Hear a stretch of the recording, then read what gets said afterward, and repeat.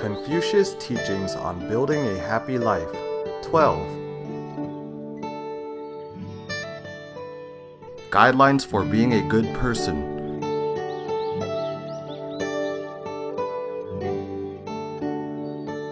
A foundation for Mahayana Buddhism practice.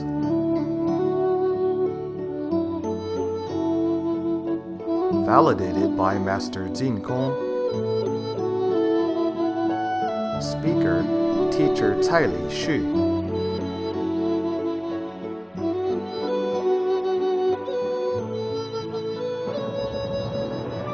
Elaborating Dizigui in detail. 12.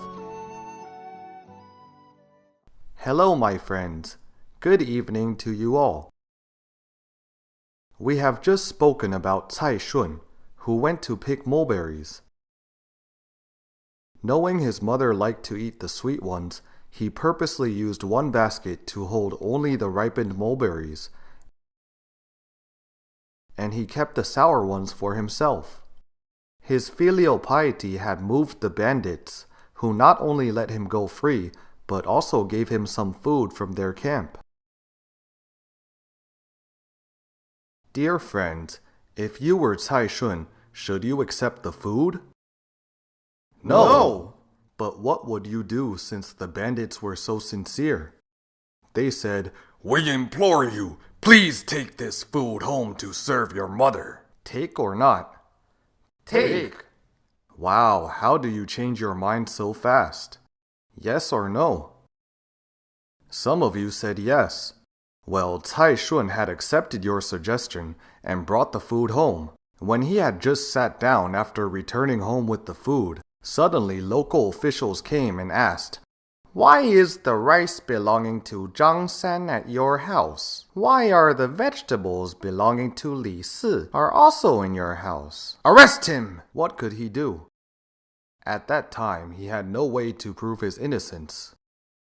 Confucius said, "There are 9 aspects on which a virtuous man must deliberate.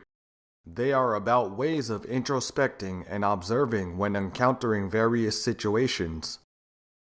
One of which is, when encountering gains, one must think of righteousness. When you have opportunities to obtain something, you must first consider whether its origin is lawful and proper." Where did the things in the bandits' camp come from? They came from robbery. In this situation, we must not accept them. My friends, do you have a deep impression after listening to Cai Shun's story? It is very important to let our children know the morals behind the stories.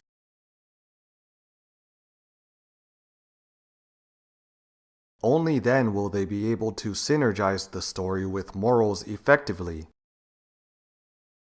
If we just tell the story, our children would say, "I have heard this story before." If we tell them only the morals, in less than 5 minutes they would say, "Mom, I want to go to bed." So when a story is well supported with good morals, children would find it especially rewarding. Whether you are a teacher or a parent, you can make use of storytelling to include some morals, as well as life reminders and inspiration.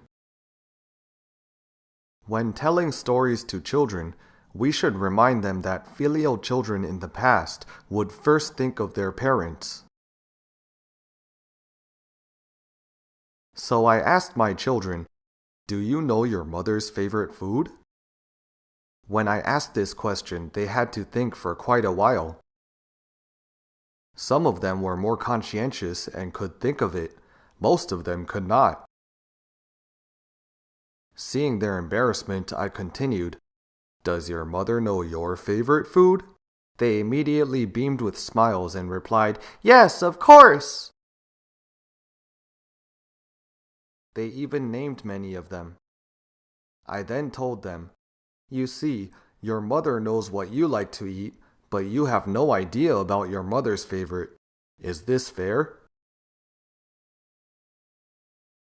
Your mother loves you so much, and yet you don't even care for her. So what is your homework today? You must find out your mother's favorite food.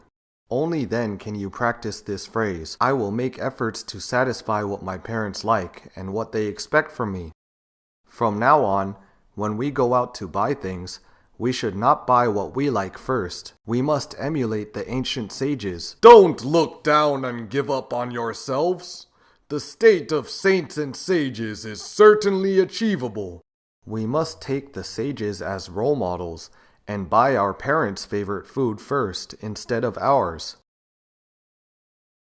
Parents actually care for our health very much. A person who wishes to be healthy must harmonize their mind and body. A Chinese saying goes, misfortune comes out from your mouth while illness goes in through your mouth. We must pay special attention to our diet. Otherwise, many diseases caused by civilization may fall upon us. My friends, can you guarantee that you will not catch these diseases? Why do none of you raise your hand? Knowledge is power. Only the right knowledge can give us confidence. So we do not need to worry. How do we eat healthy? Many people have devoted decades to researching this. Do you need to read them all from the beginning? Yes or no? No need to. I often say, one can look farther by standing on a giant's shoulders. My friends, who is the giant? We must teach children to grow their wisdom. Confucius and Mencius are the giants. You can directly inherit their wisdom and experience. Now, in the aspect of health, who is the giant? You can visit the bookstore to see which books on health are particularly popular. Then you can learn from them.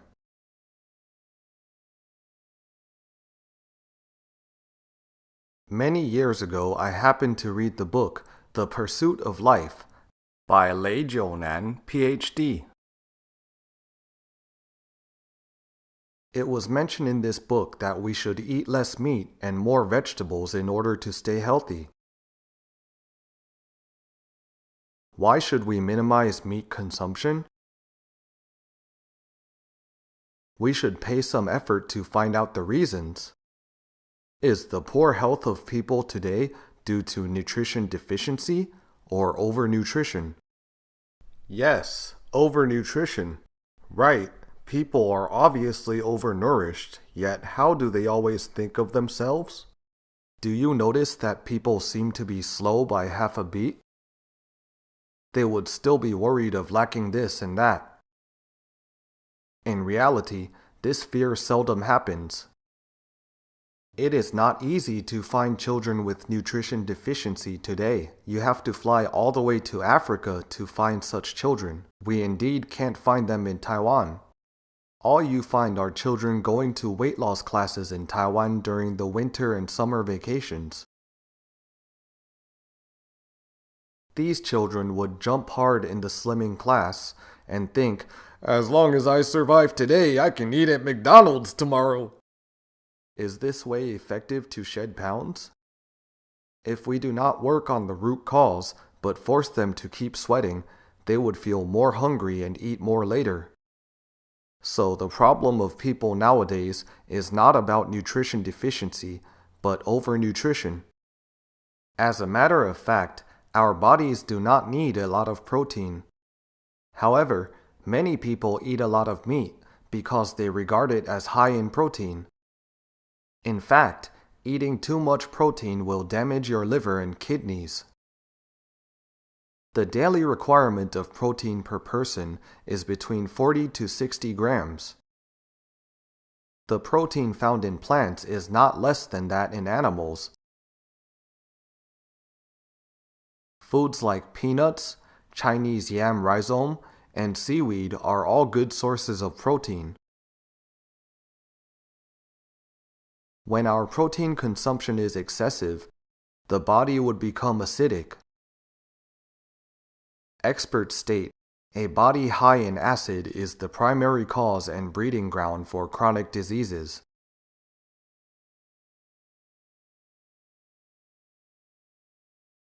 Why? Let's imagine.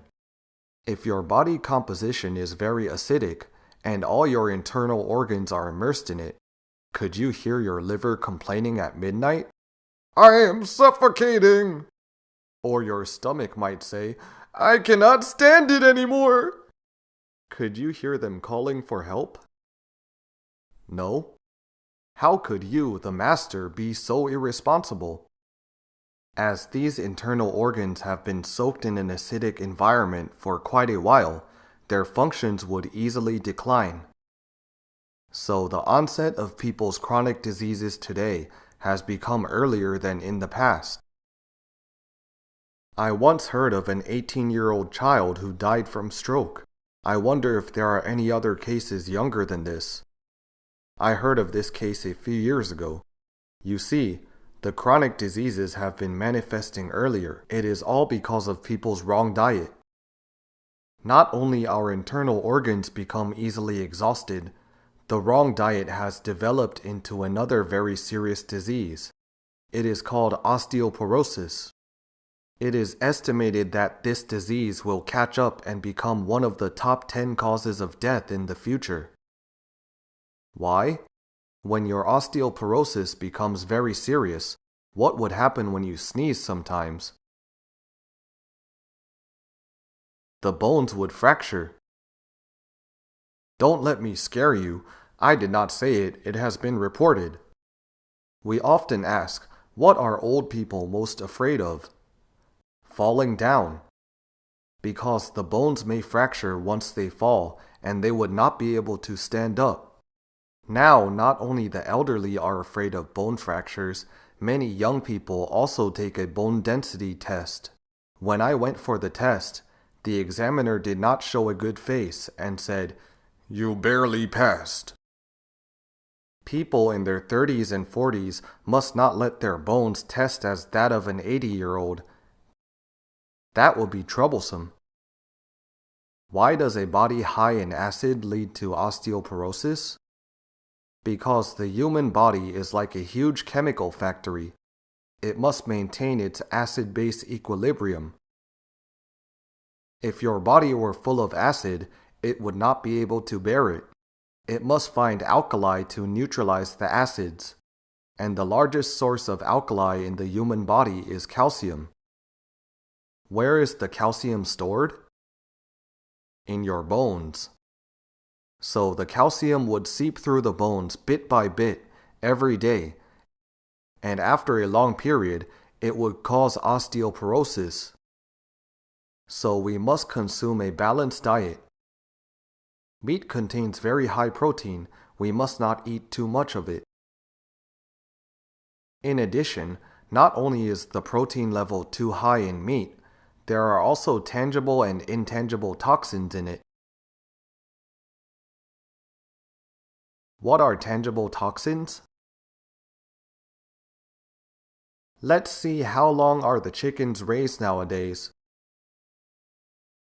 Does it need long? It actually needs only 5 to 6 weeks to raise chickens for the market today. How about in the past? Half a year. Isn't the technology really advanced? Right? Why are they breeding the poultry so quickly? The Chinese often say, Dao is conforming to nature. These livestock are not bred according to the laws of nature. What were they injected with? Growth hormones, antibiotics, and other jabs. And whose stomach would these drugs end up in? Ours, correct. I remember before I went vegan, I saw there were lumps of fat in the chicken nuggets I ate. What are those fats? Hormones. Girls' menstruation starts earlier nowadays. Some had their menses before 10 years old. The earlier their menstruation starts, the shorter their lifespan would be. So these foods are killing our younger generation. As parents, we must be extra vigilant. Besides monitoring our children's diet, we must also take good care of our own health. Other than these tangible toxins, there are also intangible ones. Let us imagine, when animals were slaughtered, they would surely become terrified and furious emotionally.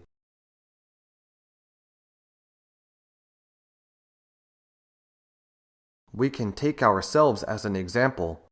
How many days would it take for us to resume calmness after we lose our temper? 3 days. Why? Have you ever seen anyone feeling good and refreshed after losing their temper? Never, right? Because after being angry, the level of adrenaline in your kidneys would rise, and your glands would secrete a lot of toxins. You would then feel weak all over your body. When animals were slaughtered, they would be furious and would secrete a lot of toxins. Consequently, meat contains a lot of bad stuff which causes people today to suffer from many new diseases.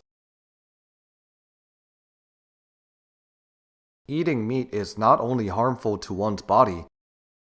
The mass breeding of livestock for human consumption has also caused severe harm to our planet.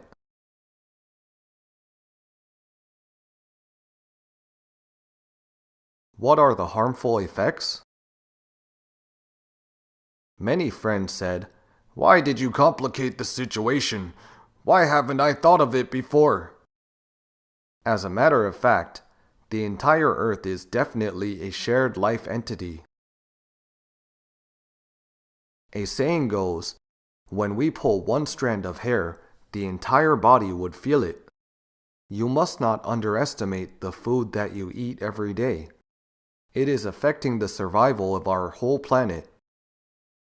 Due to humans' large consumption of meat, a lot of virgin forests were cut down to grow grains to feed livestock. What would happen when these virgin forests are cut down? Landslides, etc., because much of the soil has been loosened. Besides, what function do the virgin forests offer to the earth? They function like lungs. It is like the lungs in a human body, helping one to filter a lot of dirty air. When these virgin forests continue to decline, the air quality of the entire earth would be getting worse. Why is our weather getting so unstable now?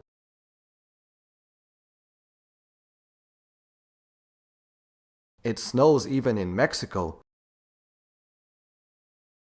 Mexico is a tropical area but has started to snow, very abnormal temperature. In modern terms, it is called the greenhouse effect.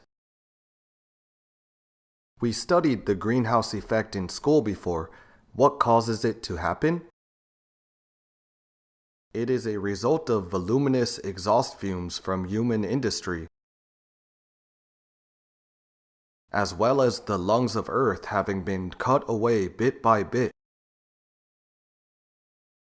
Had those crops grown to feed the livestock been used for human consumption, surely no one would starve to death.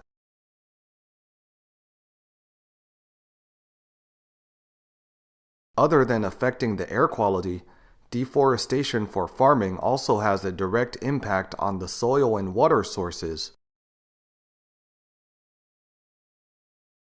Because of the mass breeding of livestock, what large amount of stuff would these animals emit? Excrement. They will then cause soil and water pollution. In fact, humans could live a more relaxed and hygienic life as long as we know how to choose the right eating habits, which are beneficial to ourselves and the environment. We can therefore protect the environment by adopting good eating habits in daily life. If such acts can benefit oneself and others, why not do it? We could have a great sense of mission even when eating. It is for the sake of a healthy earth. Only when we have the right knowledge can we really keep our body healthy. Then we are practicing this phrase, I will make efforts to satisfy what my parents like and what they expect from me. The next phrase is, I will cautiously avoid what they detest. Parents do not wish to see us develop bad habits. We should eliminate them as soon as possible. Or if some certain friends you made have caused much worry to your parents, you should make a wise decision to cut off those friends, because friends indeed inflict a particularly big impact on us. Dear friends, are you worried that your children would make bad friends in the future? Are you worried? Is it helpful to worry? What can we do?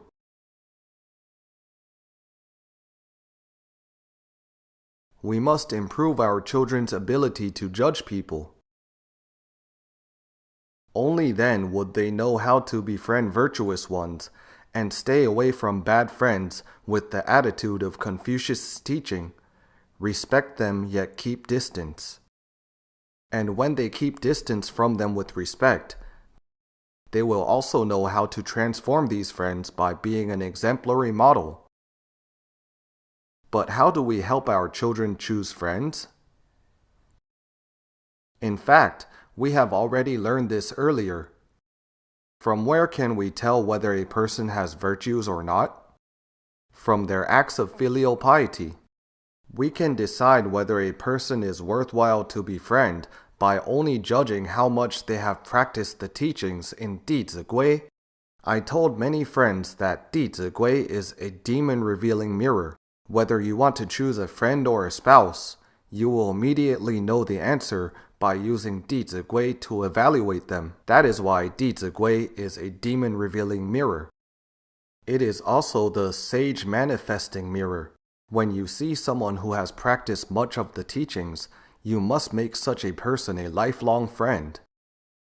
Next, let's discuss what my parents detest from the aspects of bad habits. Let's say there were 3 convicts who were sent to prison at the same time. The prison warden happened to be very kind. Seeing that they have been convicted, he used the 4 embracing methods to treat them. By using giving, one of the methods, the warden asked them, All of you will be imprisoned for 3 years. Would you like to tell me your wishes? As long as it is within my capability, I will help you to fulfill them. The first prisoner was an American. Without thinking, he said, Give me a pack of cigarettes. The warden agreed and gave him the cigarettes before locking him up. The second prisoner was Italian. My friends, what impression do the Italians give you? What impression? You never knew any Italians? They are very artistic and very romantic. You make them sound too nice. Some would say they are actually lustful. He immediately said, I want the woman. The warden said, Okay, it's still within my ability. He was locked up afterwards. The third prisoner was Jewish. Jewish people are very good at doing business. He said, I have already failed terribly in life and should learn my lesson well. Could you give me a telephone to connect with the outside world?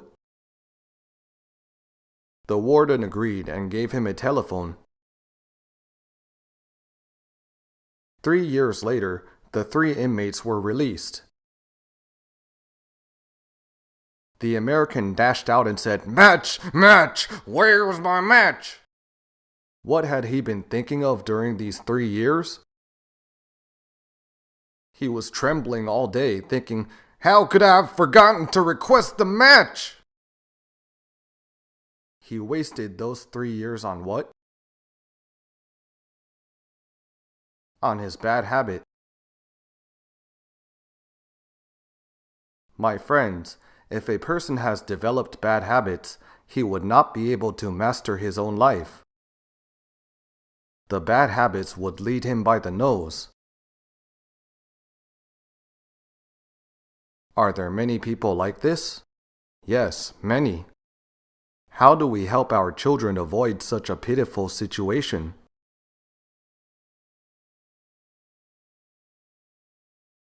Provide them with virtuous education while they are still little. Only if one had set a firm aspiration at a young age would he not overindulge in pleasure and erode his will. This American had the bad habit of smoking. He would feel very uncomfortable without it. Please do not laugh at him, because we may also have some bad habits which we may feel miserable if we don't do every day. What are they? For instance, watching the drama series, every time after watching you would say, "How could it be so ridiculous? No sense at all!" Yet the next day, you would still watch faithfully. What you watch is all about other people's lives, but you spend so much time on it every day. Will it help your own life at all? Not at all. We just let time slip away by the day, not fulfilling our own duties in life. We may not have the opportunity to do it when we want to. Confucius once said while he was standing by a river, "The passing of time is just like the flow of water, never ceasing day and night." You see, when Confucius saw the water flowing in the river, he could relate time to the flowing water right away. It never comes back once it is gone. We must not let our lives be idled away on these unbeneficial matters.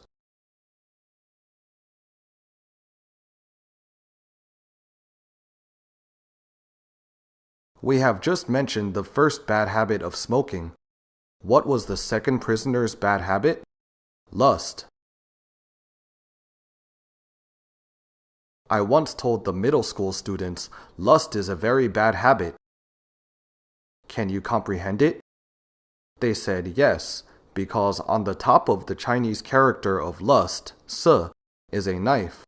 Aren't the Chinese wise in creating characters? Yes, they are. There is a knife on top of the Chinese character for lust. What would this knife do to you? It will ruin your whole life, wreck the happiness of a family. More possibly, it could doom a country.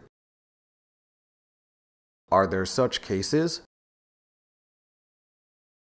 In the Tang Dynasty, before Emperor Xuanzong met his favorite concubine, Yang Guifei, he developed the Kairen era, a period of political stability and economic prosperity.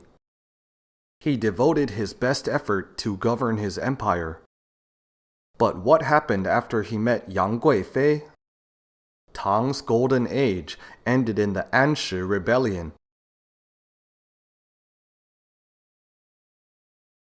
My friends, who should bear the responsibility for the decay of Tang Dynasty? Who? Men would say that it was Yang Guifei's fault, but women would say it was Emperor Xuanzong's fault. However, there is only one truth for it. Lust does not delude people. People delude themselves for lust. The problem still lies on Emperor Xuanzong, right? If Yang Guifei had appeared during Emperor Taizong's era, probably nothing would have happened, because Taizong focused his attention on governing his empire and taking care of his people at all times. So when encountering various problems in life, we must not deny the responsibility. What should we do? Introspect ourselves. This is the key point of the causes. Since the Italian prisoner was lustful, what sound do you think he had heard before he walked out of the prison door? Children's voices. Many of these middle school students burst out laughing after hearing this. I then asked them, who is more miserable, the American or the Italian? The Italian or the American? Both of them? A female student said, "The Italian is worse because when he came out of the prison, not only he had to earn a living for himself, but also had to take care of many children." May I ask if he was capable of caring for the children? Could he? I am sure you can conjecture accurately, because he only indulged in sexual pleasure and had no sense of responsibility. From this anecdote, I would tell the students, what kind of a person should you look for as your life partner? Someone with a sense of responsibility. I then picked a student who never seriously swept the floor and often did not hand in his homework. I would tell him, "You, stand up. You must not get married." He was so frightened and did not know what I was talking about. I said, "You cannot even take care of yourself and are not responsible for yourself. You are not qualified to get married. If you did, you would ruin the next generation. Since you cannot even take care of yourself, you must not get married." How long would this student remember my words? Even though I was scolding him, actually, who was I referring to? To everyone in the class. What impression would be left on the girls? They must find someone with a sense of responsibility to lean on. Other boys would also introspect themselves. Do I have a sense of responsibility? So many immunization jabs have to be given early. It will be too late after they have tasted the joys of romance. This is the second bad habit which must be eradicated. The third prisoner, the Jewish person, walked to the warden in a respectful manner, gave him a deep bow and said, "Thank you for giving me this telephone. In these 3 years, I have received news of the outside world through phone calls. I have also made some investments and have some asset now. I will live my life meaningfully in the future." These 3 inmates had made 3 different choices and had created 3 different destinies. We hope that our children would not degenerate in this life because of some bad habits.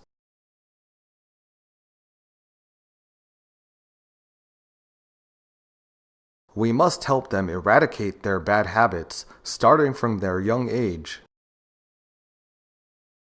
There is another bad habit which will harm oneself, cause disaster, and dismantle one's family. It is gambling. If there was a boy who indulged in gambling, you must never befriend him. It is too dangerous.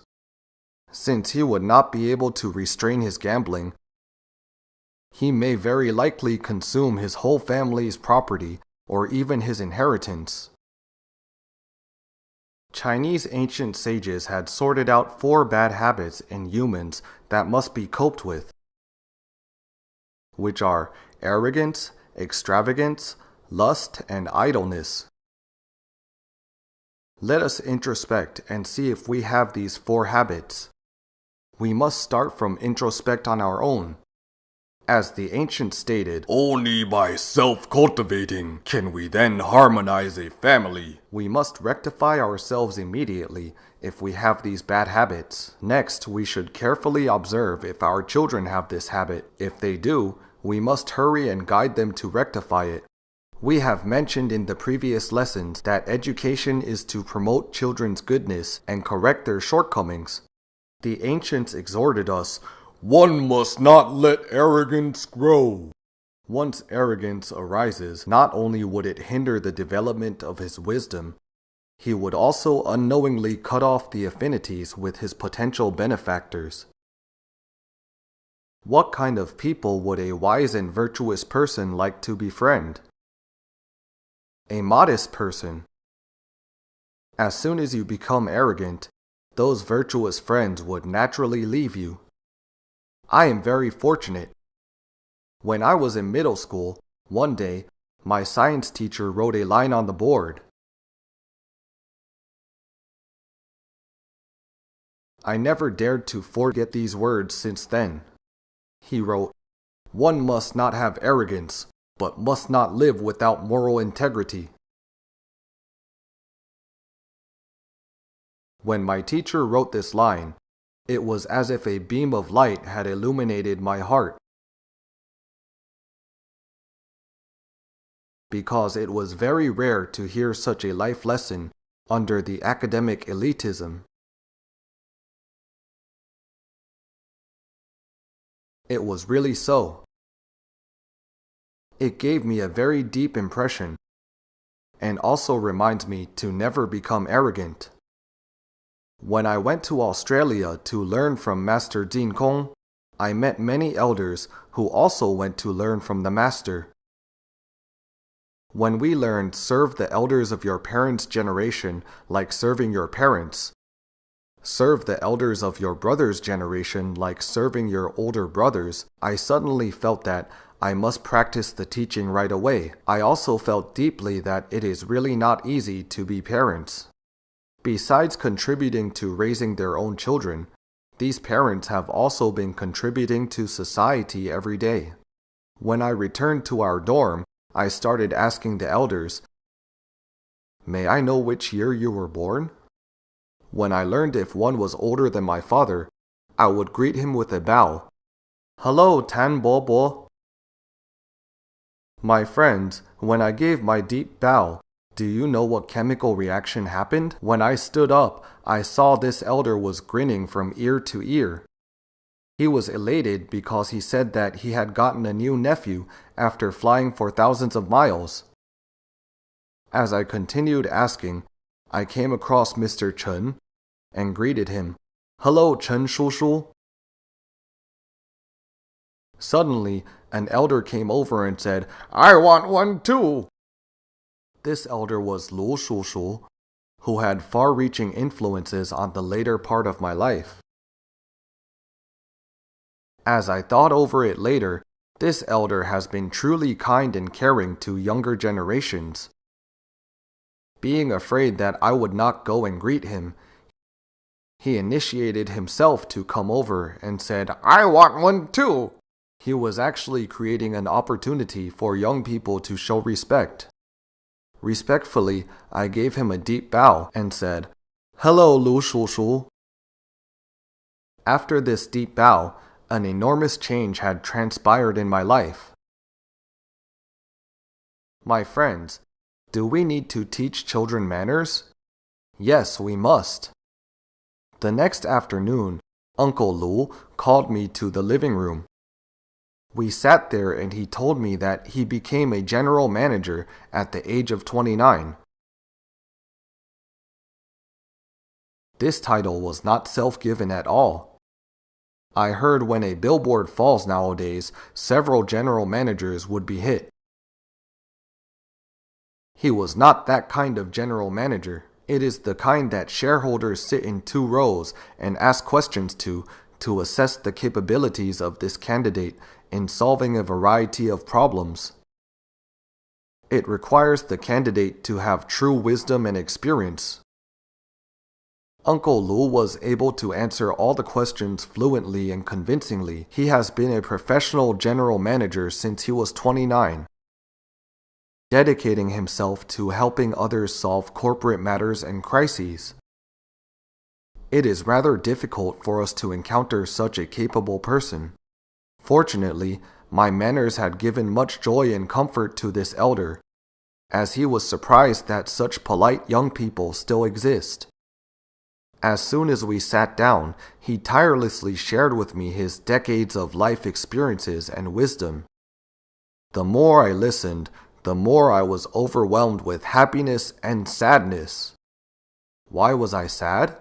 I was sad about my poor judgment, failing to see the true shape of Mount Lu, as the famous poem describes. Uncle Lu was just sitting next to me these days, yet I could not tell his real identity. I also came to realize one truth. A truly capable person tends to be more humble. Just like the amiable elder next door, he will never boast about himself to you. After over 2 hours chit-chatting, My inner sentiments were invigorated to a high degree. I just wanted to do one thing on the spot. What did I want to do? At that moment, I deeply understood why Chinese people attach great importance to the Tao of respecting teachers. Why? Because teachers, with their wisdom, are truly selfless to help students succeed in life. They completely do not request us to repay. Having such a deep comprehension, I knelt down on the spot. Uncle Lu has learned judo since young. His reaction was very swift. He instantly stopped me and said, "You must not do it!" So I did not succeed in kneeling down. From that day onward, every time after class, Uncle Lu would ask me to go for a stroll with him. While walking, he would ask me, "What did you gain after listening to Dizigui and the ancient moral stories?" I would tell him my thoughts and understandings. He would say, "Your comprehension is not deep and broad enough." He then analyzed to me one by one. Even though we had only known each other for just 2 months, the inspiration and guidance are indeed not something that can be calculated by the time of 2 months. It is indeed lifelong help. Except that 2 months later, after leaving Australia, whenever I had the opportunity, I would take the initiative to call Uncle Lu on the phone. He would selflessly give me very good suggestions and inspirations. Dear parents, we must not let our arrogance grow.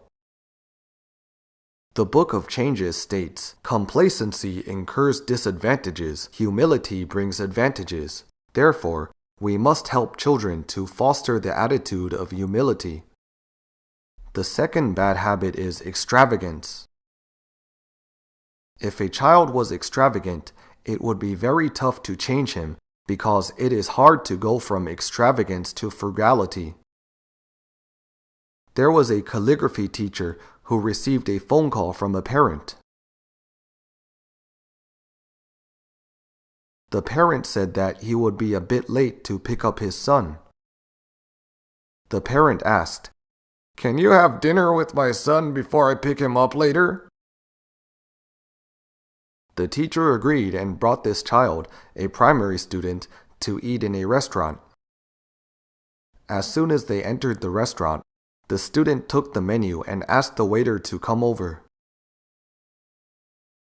After the waiter came, he said, "Give me 2 bottles of Coke!" The waiter went to get the Coke. He started to read the menu and swaggeringly made the order. After the Coke was delivered, he gave the order, "This, and this." The teacher was stunned. When he had finished ordering, the teacher looked at the menu and found out that the dishes ordered were all very expensive ones. My friends, from whom had this child learned this? His father is an official. To whom has the father's extravagant behavior been passed on directly? His son. Dear parents, we must not bring children out for sumptuous meals often. When they get used to eating fancy food, they would be unwilling to eat plain food in the future. In addition, taking children to expensive restaurants would expose them to some adults' misbehavior. So try not to bring children to these places when it is not necessary. We must be cautious. Do not nurture children's extravagant habits. My mother seldom applies makeup. She would wear light makeup only on some formal occasions. As a result, My two sisters also rarely put on makeup. Interestingly, they have very good complexion despite not using makeup. You see, the people below would emulate the people above. Zhu Lu's maxims on family management states, "Don't employ handsome and pretty servants. The wife and concubines must avoid glamorous makeup." So as a wife, one should not wear seductive makeup every day. What would happen when she goes out? She might attract a lot of flies. It will bring trouble to oneself and others. It is certainly not good. There was a child who was going out with his parents. Seeing his mother wearing heavy makeup, he said to his mother, "The wife and concubines must avoid glamorous makeup," because he had just memorized Zhu Lu's maxims. Upon hearing his words, the husband and wife looked at each other and smiled. The mother felt that her son comprehended the teaching well. She then went to lighten up her makeup. We must not develop extravagant habits. Next is lust. Many people interpret it as lust for women. In fact, it is not limited to that. It also refers to a situation when one is unable to extricate himself from certain desires. Take the example of children playing video games. Once they are connected to the internet, how long would they stay on surfing? Hours and hours. As the saying goes, overindulgence in pleasures would forfeit one's aspiration. So we must try our best to restrain children from indulging in entertainment. Actually, when one has truly tasted the joy of seeking wisdom and really senses his mission, he would not waste time on matters which are unrelated to his purpose in life.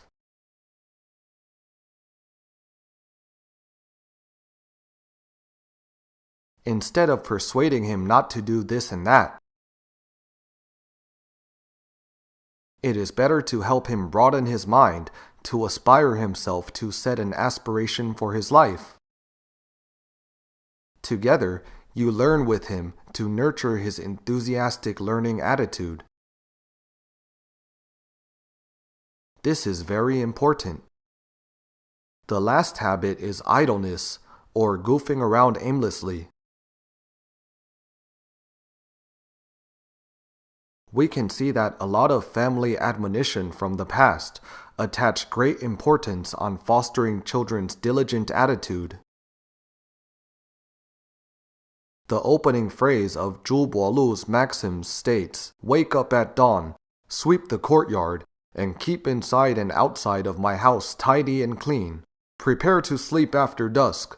Lock all doors and windows and check everything in person before going to bed." So in the past, who did most of the housework? The children. Only through physical labor would he not become idle and lazy. When children know how to shoulder responsibilities at home, they would then be able to feel the toll of those working hard. We have mentioned that only by doing labor can one arouse the grateful mind. Have you noticed that children today hardly ever feel grateful? What is the reason? Because they only need to open mouth to eat and stretch out hand to drink. Upon hearing this, a child said, "Teacher, how do you eat and drink without opening your mouth and stretching out your hand?" What a child! He does not know the hardships of people. There once was a little girl whose teacher used Dizigui to guide the class that one's birthday is Mother's Suffering Day. In the past, she would only think of cake on her birthday, but it was different now. The teacher guided them that they should put in more efforts on this day, so that their parents would not have to work so hard. This fourth-grade student went home and told her mother that she wanted to cook a cucumber dish for her.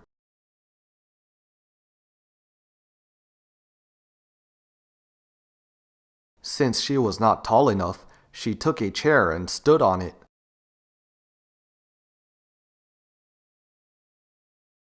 She poured the oil to the pot. When it splattered, she immediately went to look for a big glove to protect her hand.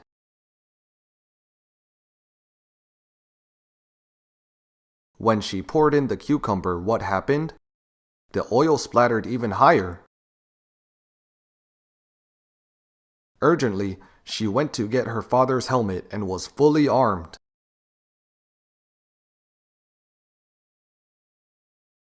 After sweating heavily, she finally had her cucumber dish done.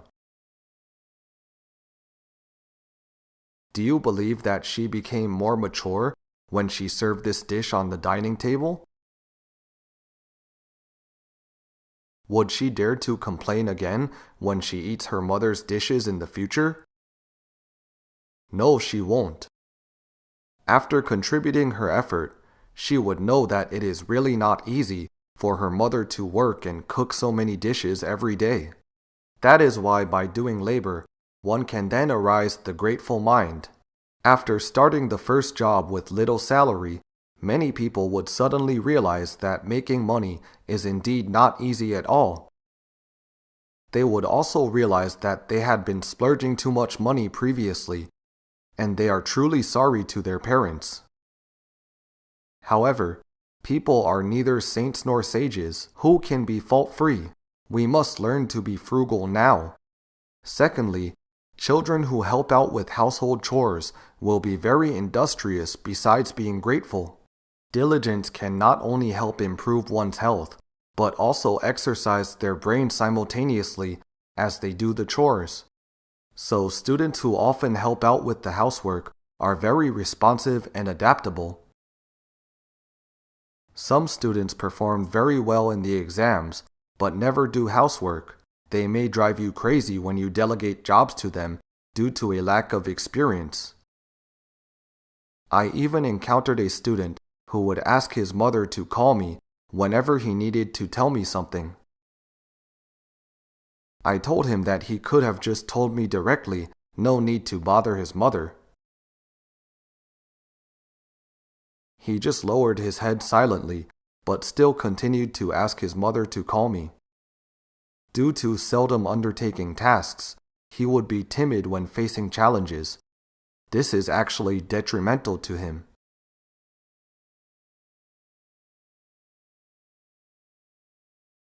Thirdly, physical labor will boost one's willpower. Uncle Lu said when he was little, one time, the neighbor used up the water in their vat. His mother said, "Come, fill up the vat with water." Whose family's vat? The neighbor's vat. It was already 4 or 5 o'clock in the afternoon at that time. He needed to carry the water to the vat from a stream in the distance. It needed 2 trips for him to fill up the vat with water. It would probably be 8 or 9 o'clock at night by the time he finished 2 trips. Should he shoulder it? People of his generation were very respectful to their parents. When my parents asked me to do something, I must do it promptly. So he went. When he returned home, it was already 8 or 9 at night. He then sat down to eat the cold meal. Can you forbear to do this to your children? Can you forbear it? You would not be able to raise a talent like Uncle Lu if you cannot forbear it. His mother knew how to lend a hand to others and forge her son's willpower at the same time. He said whenever he faced great pressure at work, his childhood memory of carrying the water would emerge in his mind.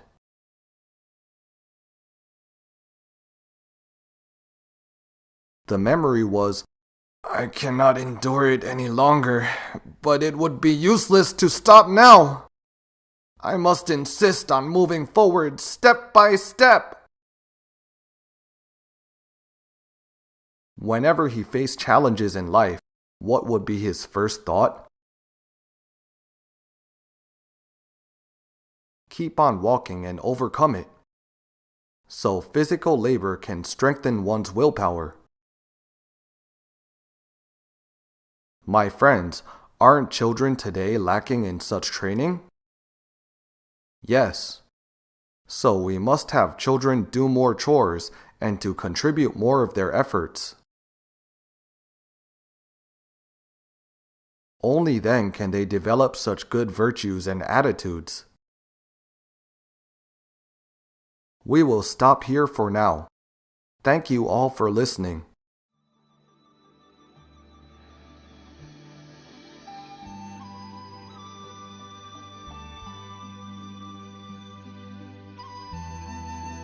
No copyright. Welcome to Circulate. Infinite merits to propagate. Filial to parents, respect to teachers. See you again.